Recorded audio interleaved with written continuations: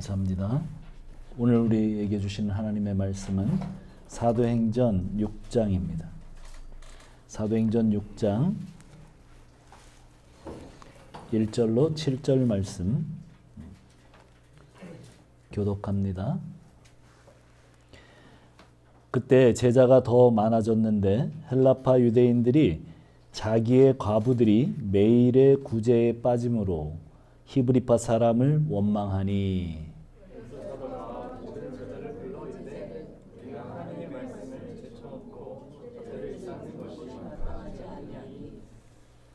형제들아 너희 가운데서 성령과 지혜가 충만하여 칭찬받는 사람 7을 택하라. 우리가 이 일을 그들에게 맡기고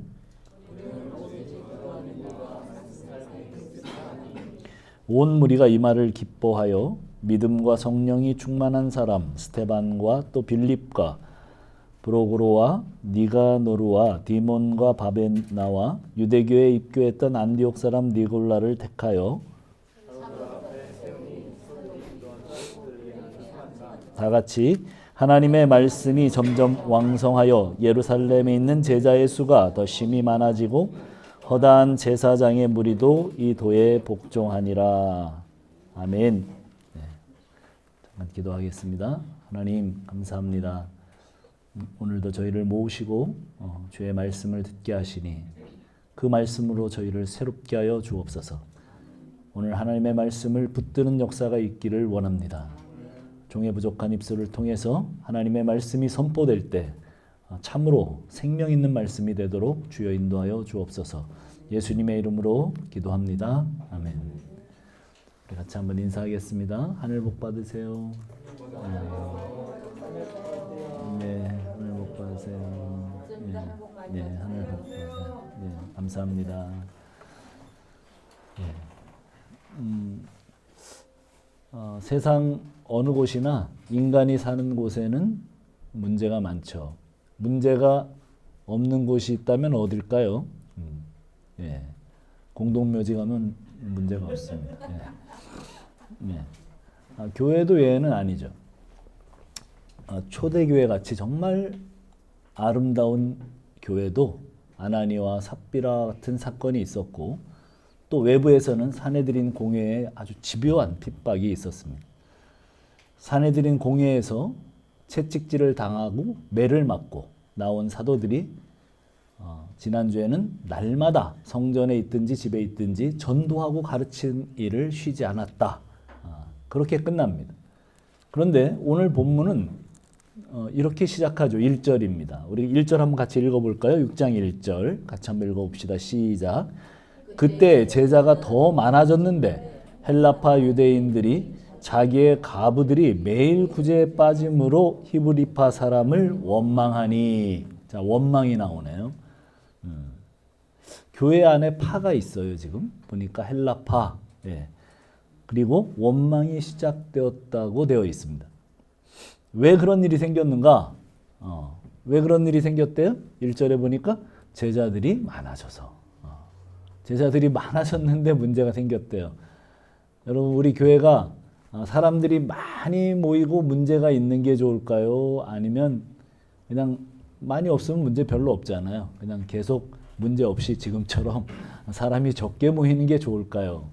예. 1번 한번 손 들어 보십시오. 1번 2번 예, 진짜 우리 교인들은 소극적이군요. 예. 저는 1번인데 사람 많이 모이고 문제 있는 게 좋습니다. 그렇죠. 어쨌든 정말 전도와 쉬지 않고 가르친 결과가 사람들이 많이 모인 거니까. 예. 그런 일들이 있다면 사람들이 또 많이 모이고 그 사람들이 많이 모인 것은 사실은 좋은 거예요. 문제가 생겼다는 건 좋지 않지만. 네. 그래서 이렇게 이야기가 진행이 됩니다. 사도들의 가르침과 전도로 사람들이 많아졌어요. 그 많아진 제자들 사이에서 헬라파가 있고 히브리파가 있어요. 이것은 지금 초대교회에 생긴 파가 아니에요. 원래 있었던 파입니다. 그렇죠.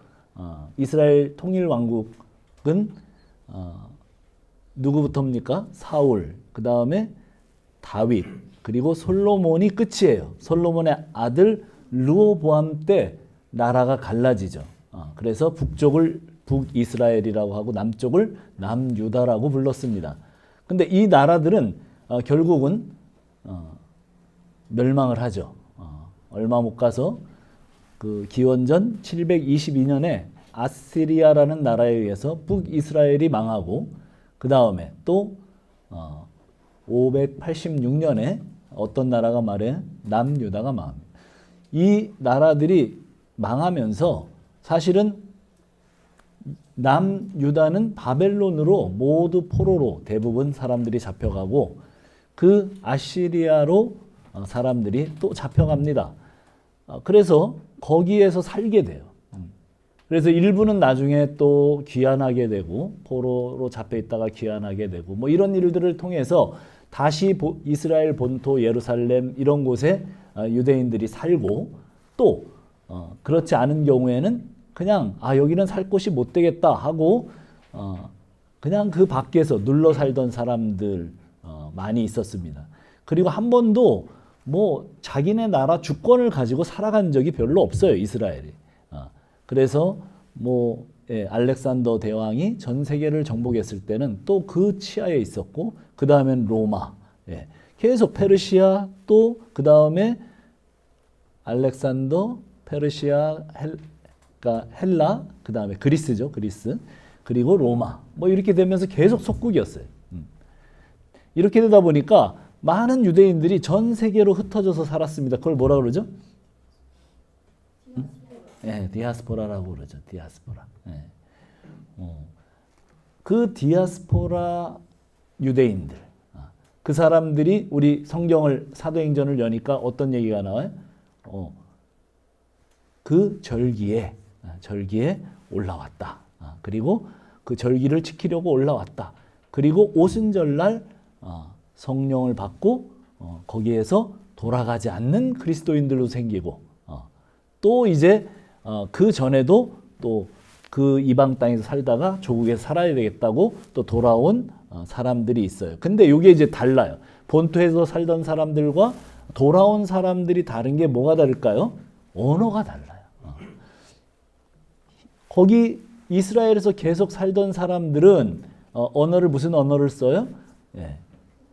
히브리 언어 조금 더 정확하게 히브리 언어보다는 아람어를 썼어요. 아람어. 그게 원래 어디를 잡혀갔었기 때문에 아랍 쪽으로 잡혀갔었잖아요. 페르시아 뭐 이런 쪽으로 잡혀갔었잖아요. 그래서 아람. 제가 스스로 그리고 아람어를 쓰고 그 다음에 그 흩어져 살던 사람들은 뭘 써요? 그때 국제 공용어가 뭡니까? 그리스어 헬라어입니다. 그래서 헬라어를 써요. 뭐 요즘에 우리 교포들이 미국에서 2대, 3대 살다 보면 한국말을 거의 잊어버리고 조국으로 돌아왔을 때 뭘 쓰겠어요? 영어를 쓰는 거하고 똑같은 원리죠. 그래서 그 사람들은 헬라 말을 쓰는 거예요. 자, 이런 역사가 있습니다. 그래서 이스라엘 본토에 자리를 잡고 있던 사람들은 그 히브리인들은 훨씬 더 다 모든 권력을 잡고 있고 제사장도 그 사람들이 하고 정치 권력도 그 사람들이 잡고 있고 다 뭐 그런 거죠. 지금 상황은. 그런데 이 사람들은 돌아왔지만 적은 숫자예요. 적은 숫자. 그래서 오순절 이후에 성령 강림과 함께 교회가 탄생하면서 교회도 사실은 비슷한 구도가 됩니다. 그걸 뭘 보면 아냐면 12사도가 모두 어떤 언어를 쓰는 사람들이에요? 아람어를 쓰는 히브리파 사람들이에요. 12사도가 전부 다 그렇게 히브리파 사람들이죠. 그런데 갑자기 사람들이 교회 안으로 막 쏟아져 들어오자 사도들은 자기들의 본연의 임무를 제쳐두고 더 시급한 구제와 접대하는 일에 최선을 다했다고 성경은 얘기합니다. 그러자 1절 같은 문제가 생기게 된 거예요. 사도들은 그런데 이 문제를 직면합니다. 이 문제를 피하거나 뭐 다른 방법으로 세상적인 방법으로 푸는 게 아니라 이 문제를 딱 직면해서 들어갔습니다. 이 문제의 원인이 자기들에게 있음을 시인하는 일로부터 이 문제를 해결하기 시작합니다. 그거 참 어렵잖아요. 사실은 뭐 좋은 일을 한 거잖아요. 계속 좋은 일을 했음에도 불구하고 이런 일이 생겼을 때 사도들은 먼저 자신을 돌아보고 이것은 우리의 문제다. 2절입니다. 한번 보세요. 뭐라고 이야기를 하는가? 자, 시작. 12사도가 모든 제자를 불러 이르되 우리가 하나님의 말씀을 제쳐놓고 접대를 일삼는 것이 마땅하지 아니하니. 제자들이 많아졌는데 그들 안에는 교회가 돕지 않으면 살 수 없는 가부들도 많아졌어요. 그래서 그 사람들을 먹이고 돕는 일에 전념하다가 자기들이 계속해야 될 일이 원래 뭐예요? 복음을 전하고 가르치는 일을 어떻게 해요? 소홀히 한 정도가 아니라 거기 뭐라고 돼 있어요? 제쳐놨다. 이렇게. 하나님의 말씀을 제쳐놓았다. 그리고 접대를 일삼았다. 무슨 말입니까? 교회 안에 생명의 말씀이 사라졌고 그러자 인간의 죄성들이 튀어나오기 시작했습니다. 교회 안에 들어온 신자들의 죄성은 생명의 말씀에 의해서 꾹꾹 눌려져 있습니다. 우리 다 같이 죄인이잖아요. 세상 밖에 있는 사람들이야 우리나 뭐 다 똑같은 죄인들입니다. 그런데 이 안에 있을 때 왜 정말 죄 없이 그런 상태로 살아갈 수 있는가? 그것은 하나님의 말씀, 이 생명의 말씀이 우리를 압도하고 눌러요.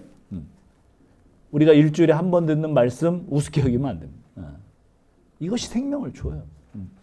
우리가 매일같이 읽는 그 말씀이 우리의 생명을 어떻게 해요? 줍니다.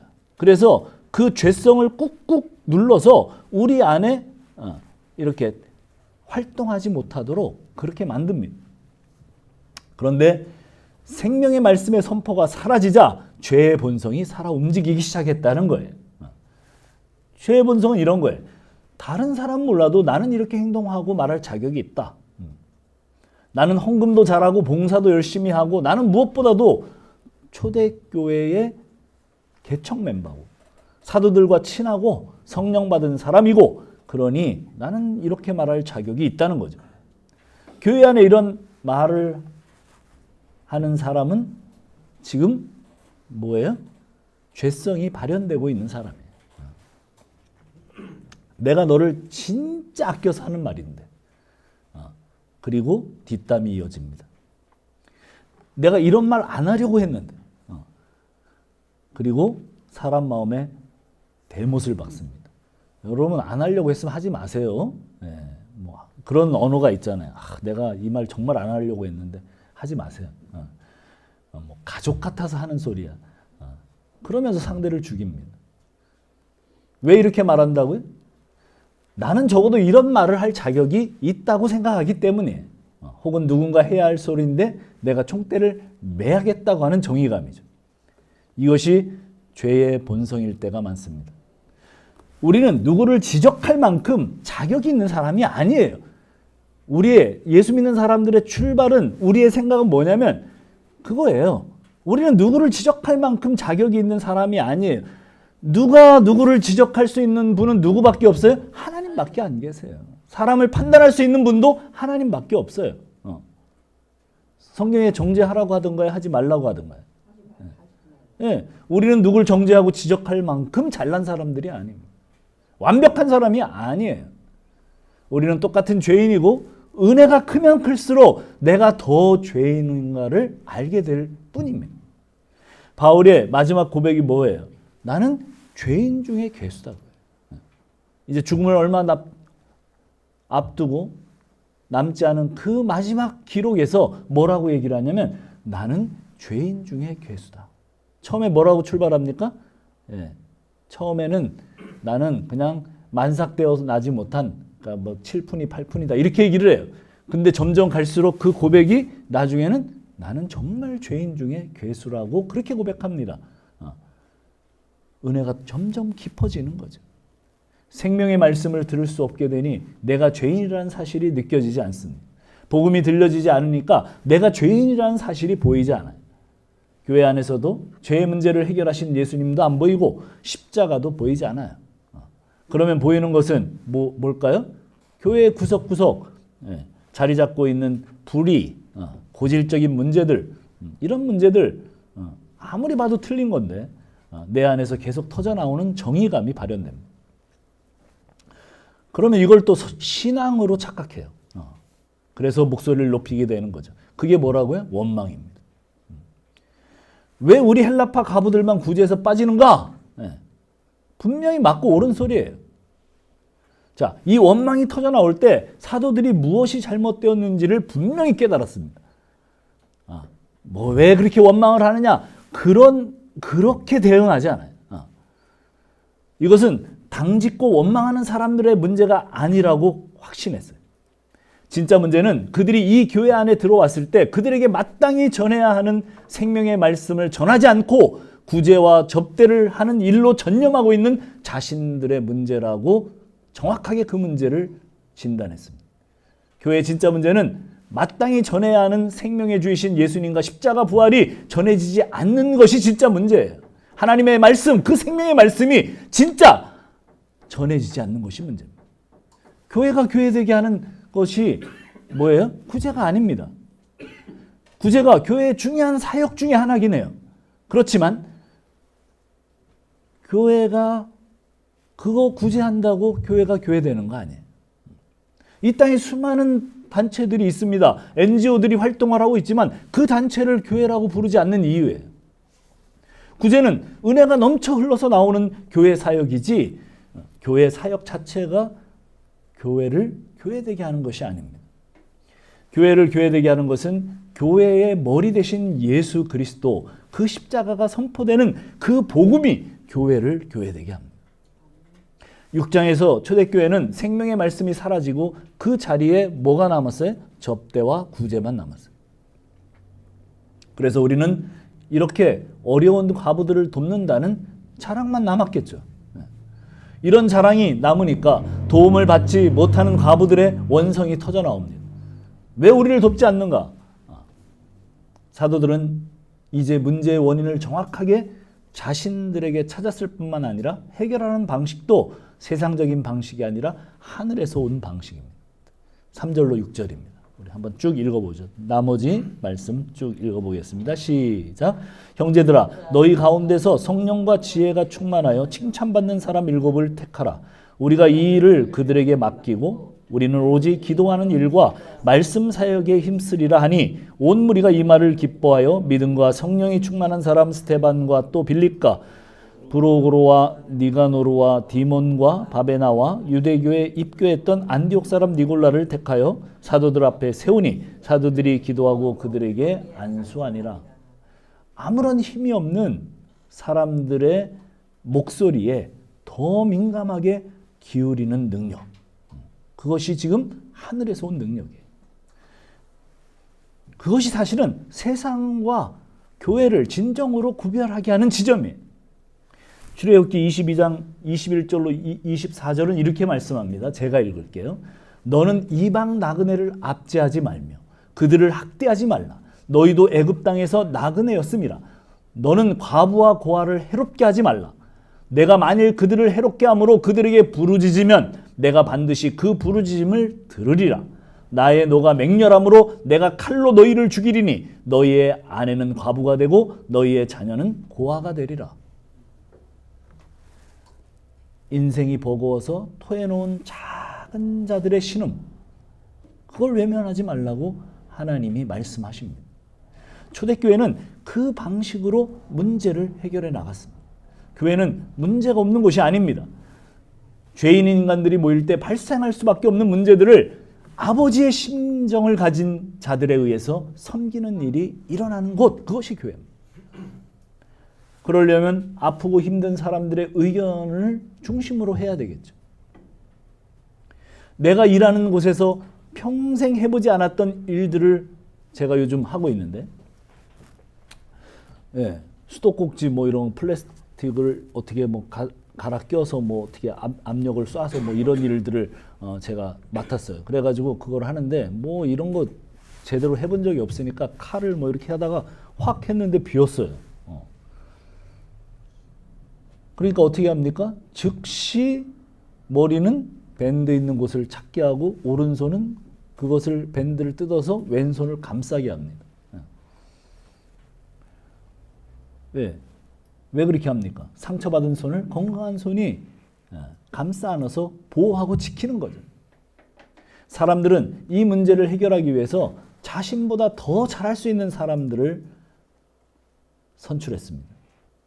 그 3절에 그 본문은 이 원어에 가깝게 좀 더 번역을 해보면 이런 거예요. 성령과 지혜가 충만한 사람으로 사람들의 칭찬을 받는 사람을 뽑은 거예요. 성령과 지혜가 충만한 사람으로 사람들의 칭찬을 받는 사람이다. 오늘 본문에 선택된 사람들의 몇몇은 성령과 지혜가 충만한 사람이에요. 그런데 누가 그 사람이 성령과 지혜가 충만한 거를 알려줄 수 있겠습니까? 하나님이 알려주십니까? 그렇지 않아요. 몰라요. 누가 성령 충만해? 오늘 누가 성령 충만합니까? 누가 지혜가 있습니까? 지혜도 하나님의 지혜입니다. 오늘 본문에 선택된 사람들의 자격은 사람들로부터 인정을 받은 사람이에요. 우리가 거기에서 잘 봐야 돼요. 많은 사람들이 하나님의 인정을 받아야 된다고 그렇게 얘기를 합니다. 그런데 하나님이 인정해 주시는지 안 해 주시는지 알 수가 없어요. 누가 알아요? 몰라요. 하나님이 쫙 말씀해 주시면 좋겠어요. 재욱이를 선택한다. 재욱이가 성령 충만하다. 근데 그렇게 안 해요. 어떤 공동체든 그렇게 말씀하시지 않아요. 아래로부터의 임명이에요. 무슨 말입니까? 성령과 지혜가 충만한 사람은 함께 주를 섬기는 사람들의 눈에 반드시 보입니다. 회중이 안다는 거예요. 교회 안에서 아주 독선적인 행정이 사용될 때 가장 많이 사용하는 말이 뭐냐면 당회가 기도했습니다. 또는 카리스마 넘치는 목사님이 기도했습니다. 이것이 하나님의 뜻입니다. 이렇게 얘기를 해요. 그리고 그 일을 확 추진하고 나갑니다. 많은 교회들이 그렇죠. 사실 이런 것은 다 자기 마음대로 하고 싶을 때 사용하는 교회의 아주 고유적인 언어들입니다. 오늘 본문이 가르치고 있는 것은 하나님의 뜻은 회중들로부터 분명하게 인식되고 포착된다고 하는 사실이에요. 회중들이 반대하는 일을 하나님의 뜻이라고 이야기하면서 밀어붙이는 자들은 사기꾼일 가능성이 많습니다. 저희 교회가 저기 어디예요? 충 무슨 교회인가로 하여간 이전을 해야 될 때 저희가 처음에 어떻게 했습니까? 제가 밀어붙여서 갈 수 있었습니다. 근데 어떻게 해요? 다 맡겼습니다. 회중들이 결정하도록. 그래서 우리가 거기 안 가게 된 거죠. 네. 그렇게 하는 거예요. 그렇게.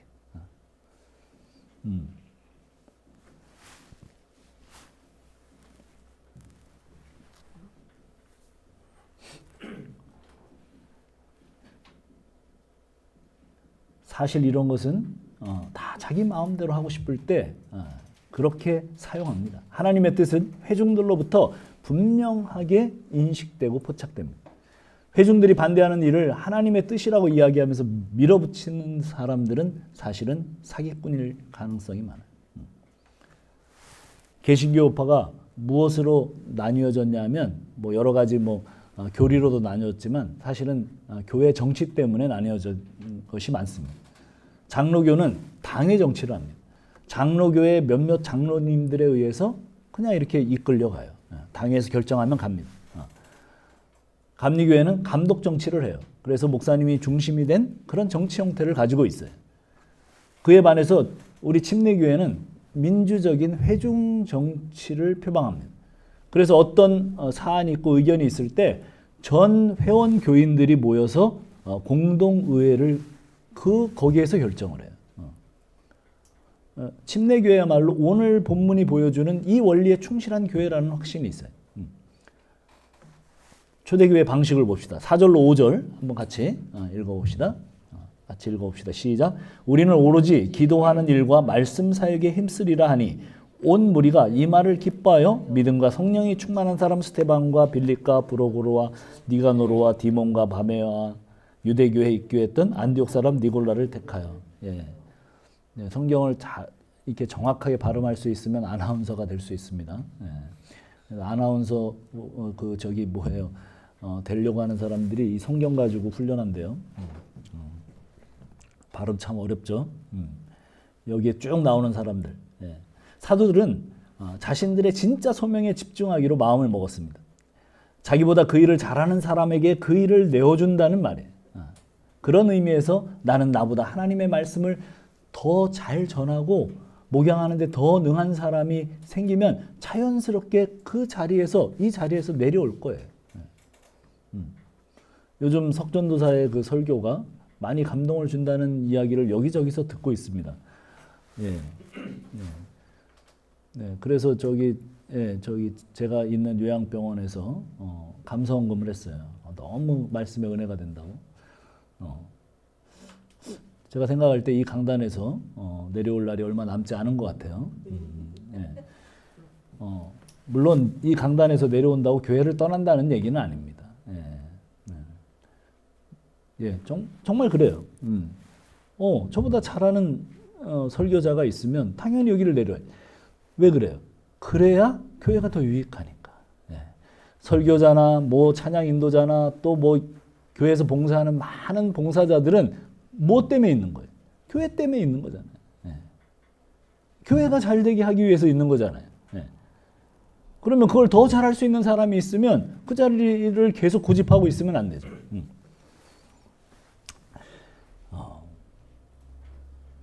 그게 오늘 사도들의 태도입니다.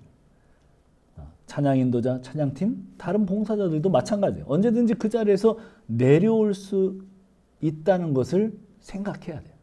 그것이 참된 소명자입니다. 그 결과 사도들은 모두 어떻게 해요? 사실은 사도들은 모두 히브리식 이름이잖아요. 왜냐하면 본토에서만 살았기 때문에 다른 이름이 필요가 없어요. 헬라파 사람들은 헬라 이름을 가졌습니다. 오늘 우리가 읽어본 본문대로 미국에 사는 제 친구들을 보면 미국 이름이 다 있어요. 뭐 피터, 존, 제임스 뭐 다 있어요. 제임스 팍 뭐 또 무슨 뭐 어쩌고 저쩌고 다 있어요. 7 집사 이름이 그렇죠. 전부 헬라식 이름이에요. 사도들의 구제, 접대의 일을 전부 헬라파 유대인들로 임명합니다. 이것이 초대교회가 가지는 진짜 능력이에요. 병자들이 치유되고 방언하고 하나님의 음성을 듣고 하는 것이 능력이 아니라 정말 이런 것이야말로 진짜 능력입니다. 흉내낼 수 없는 초대교회의 능력이에요. 초대교회 구성상 당연히 히브리파가 더 많이 뽑히는 것이 상식이에요. 소수인 헬라파 사람들이 그 자리에 설 수 있도록 배려한 그 히브리파 사람들의 그 아름다운 모습을 보세요. 이 결과가 뭐예요? 이 결과가 7절이에요. 우리 7절 마지막으로 읽겠습니다. 시작. 하나님의 말씀이 점점 왕성하여 예루살렘에 있는 제자들의 수가 더 심히 많아지고 허다한 제자장의 무리도 이 도에 복종하니라. 예. 제사장들은 오리지널 유대인들입니다. 그들은 유대교의 골수입니다. 핵심이에요. 요즘 말로 말하면 기독교의 목사들이. 그런 사람들이에요. 그런 그들이 예수 그리스도의 도에 복종했다는 거예요. 헬라파 유대인들이 집사로 다 뽑혔지만 그 이후에 그 어떤 분열도 문제도 일어나지 않습니다. 오히려 예수 그리스도의 도에 복종하는 일들이 더 풍성해졌다고 성경이 증언하고 있습니다. 이 이야기는 아무런 조건 없이 정말 소수파에게 그 자리를 내어준 히브리파 사람들의 배려 때문입니다. 자, 오늘 말씀은 빌립보서 2장 1절로 8절 말씀으로 종결하려고 합니다. 한번 읽어봅시다. 이것은 다 같이 찾아서 우리 한번 읽어봅시다. 빌립보서 2장 1절로 8절. 제가 왜 오늘 방식이 하늘의 방식이라고 이야기했는지 빌립보서가 설명을 합니다. 자, 우리 같이 한번 저하고 교독합시다. 2장 1절입니다. 빌립보서 2장 1절로 8절.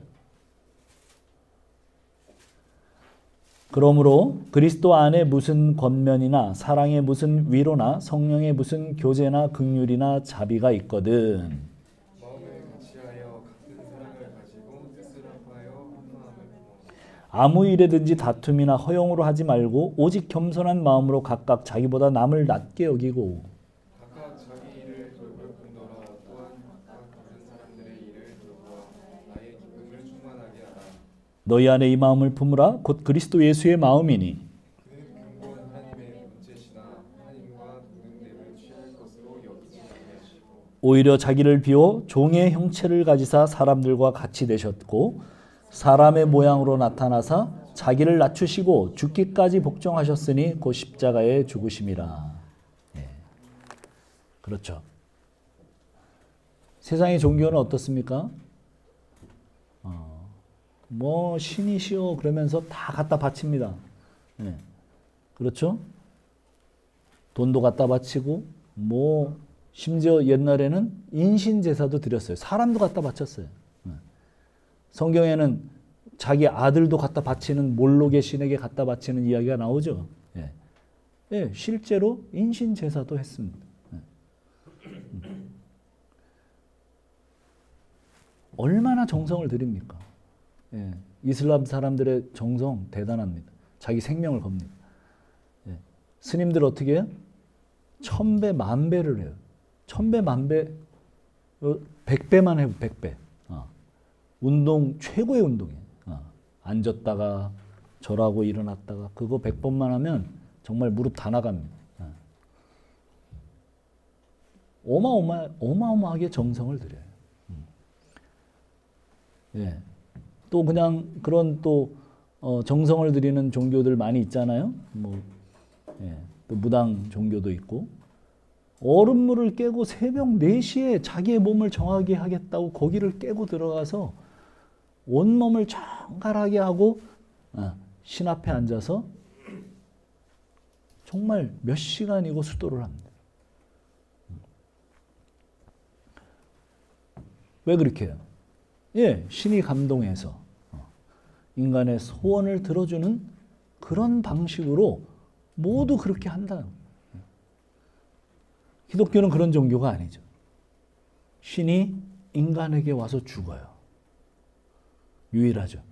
신이 인간이 되어 와서는 그 인간들을 섬기고 구원하기 위해서 죽습니다.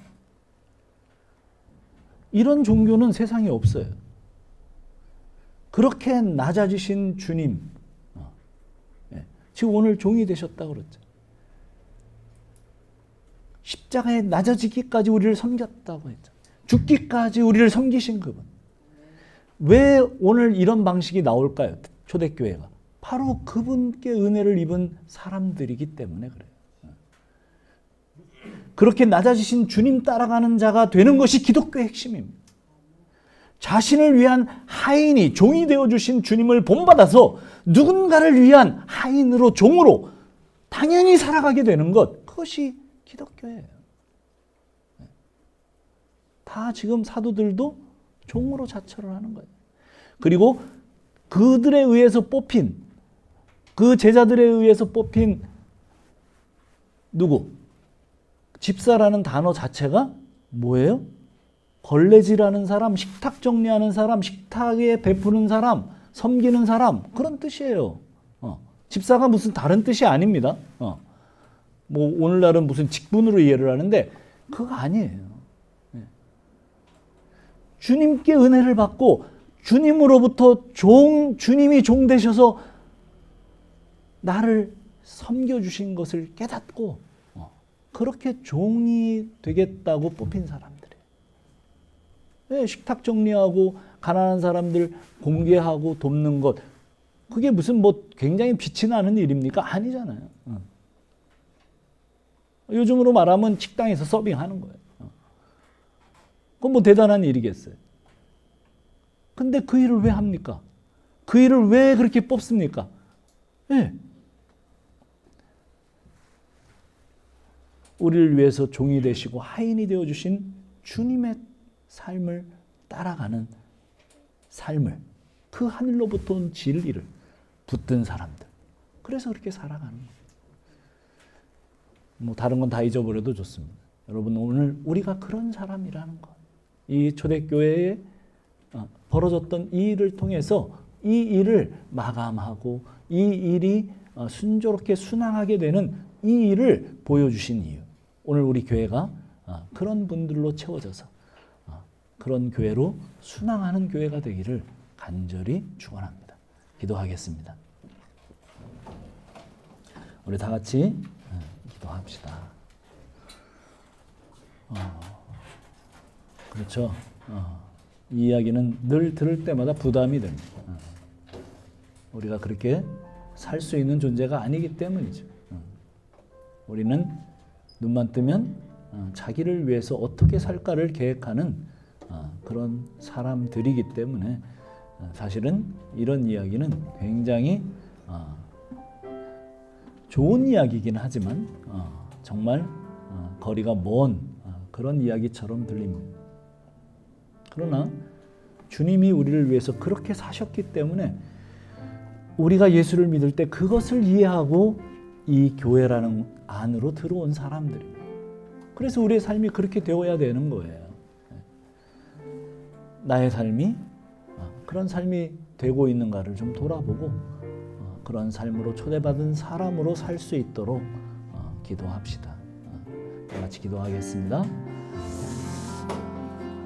하나님 아버지, 감사합니다. 오늘 우리를 부르시고 우리를 사랑해 주셔서 영 죽음의 자리에서 멸망할 그 흙과 같은 존재들,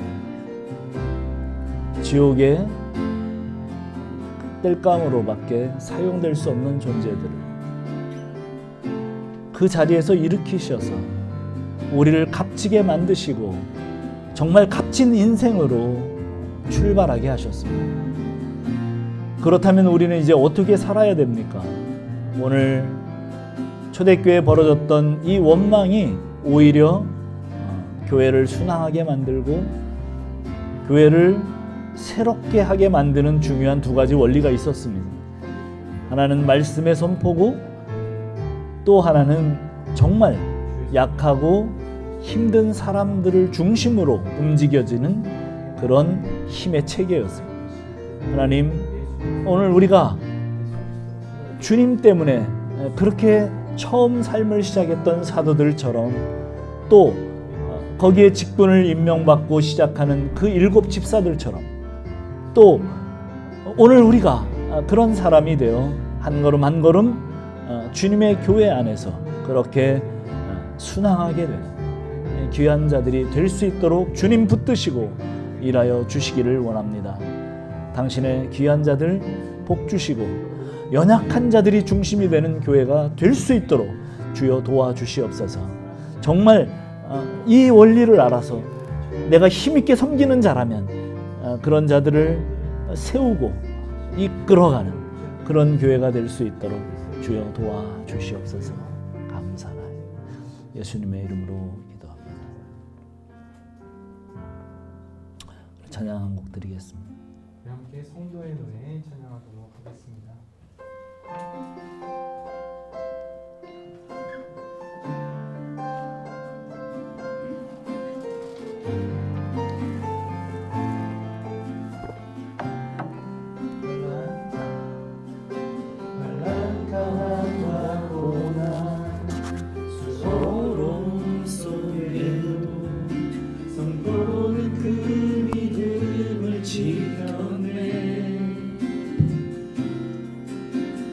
주를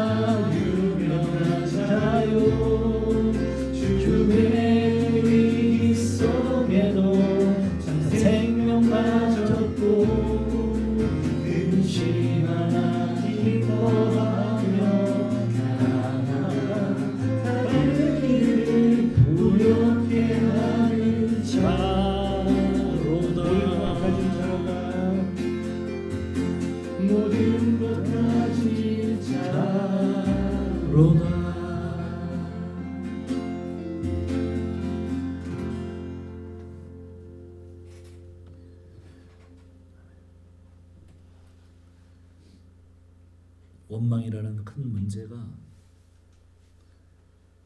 하나님의 말씀만을 전파하기로 결심하는 사도들과 그리고 그것을 통하여 더 약한 그룹인 헬라파 사람들에게 모든 전권을 부여하는 그 부유함, 그 아름다움, 이 모든 것들을 통해서 초대교회는 이 어려운 국면을 벗어나고 순항하게 됩니다. 그것은 예수 그리스도의 섬김과 사랑으로 인한 그 모든 은혜를 아는 자들에 의한 것임을 압니다. 오늘 우리도 주님의 그 종되심과 우리를 위해 죽기까지 헌신하신 그 사랑과 그 모든 것들을 깨달아 그 은혜 가운데 깊이 침잠하는 삶으로 다른 사람들을 그렇게 섬길 수 있는 자들이 될 수 있도록 도와주시옵소서. 이제는 우리 구주 예수 그리스도의 그 크신 종되신 섬김과 십자가의 그 사랑하심과 그 아들을 그 십자가로 보내기까지 저희를 사랑하신 하야 같은 하나님의 사랑하심과 이 모든 것들을 이해하게 하시고 교통하게 하시는 성령님의 감화 감동 그 은혜가 이제 주님으로부터 받은 그 사랑을 섬기고 전하기를 원하는 우리 가족 머리 위에 영원토록 함께 하실지어다.